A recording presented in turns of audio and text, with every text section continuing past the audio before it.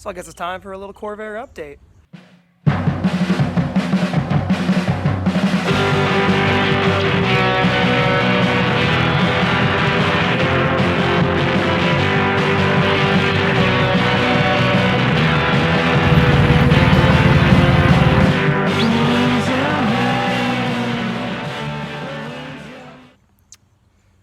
So it is the first week of October. Summer has come and gone, and I think it's time for an update on the Lakewood. I've been driving the Lakewood all summer long. Since we got it back on the road, I was driving this every day to work. So during work, I have a summer camp that I run at work, and my nieces were going. And since all of my cars only hold 2 people, this is the only other car that we had besides the Subaru that my wife drives that could hold more than 2 people.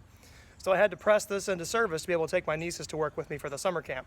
But like I said, I've been driving it all summer long and have not had many issues with it. I think the current issue, I rebuilt the brake master cylinder and it leaks, so I have to rebuild it again. But really, that's the only problem that I've had with it so far. But we have done a few updates to make it more usable and to start our path toward turning this into a camp wagon. I whipped up a simple little roof rack for the top of the Corvair. I didn't go through the whole process of documenting how it was made because it's pretty simple and straightforward. What we have here are some quick and easy drip rail roof rack clamps, and then just some square aluminum tubing that's been chamfered on the end and rounded over and a little bolt put through it.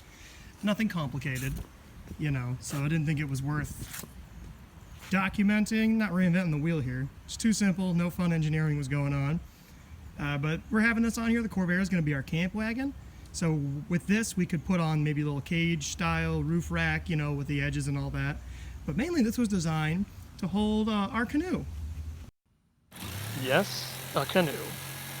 As if I did not have enough projects waiting in the wings, I thought it would be a brilliant idea to build a canoe.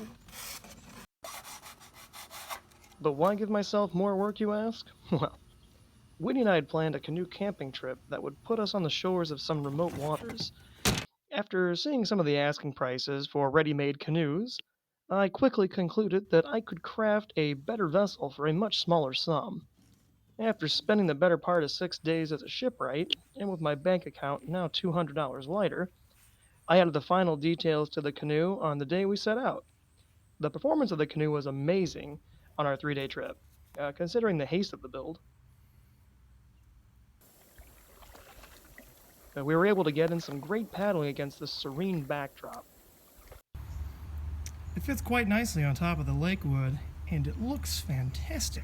We've used it to transport architectural pieces and for feeding the dogs popcorn. Oh, hold on. That didn't work. Dang it. Kill him, he's your last chance. Yeah, good girl. So we've been having fun with the Lakewood. Most of the mechanical issues are sorted out, but the next step is cosmetic issues. So stay tuned for that when we tackle it. But until then, the Lakewood is going to go on the back burner. I need to really focus on the dune buggy. Progress hasn't been as fast on that as it should be, but the next video is going to be dune buggy. So keep an eye out for that. Till then, stay ambitious.